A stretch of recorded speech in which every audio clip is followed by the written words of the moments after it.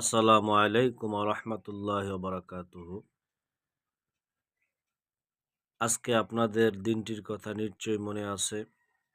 আজ পবিত্র জুমার দিন, শাবান মাস চলতেছে। রাসূল আকরাম সাল্লাল্লাহু আলাইহি ওয়াসাল্লাম রজব এবং শাবান মাসে এই দোয়া বেশি বেশি করতেন। আল্লাহুম্মা বারিক লানা ফিমা রজাব ওয়া শাবান ওয়া বাল্লিগনা রমাজান। হে আল্লাহ, আপনি আমার হায়াতের মধ্যে বারাকা দান করেন এবং হায়াতকে লম্বা করে রমজান পর্যন্ত পৌঁছে দেন। সুবহানাল্লাহ। কাজী এই দোয়া আমরা বেশি বেশি করব। এর পাশাপাশি রাসূল আকরাম সাল্লাল্লাহু আলাইহি ওয়াসাল্লামের উপর আমরা বেশি বেশি দরুদ শরীফ পাঠ করব।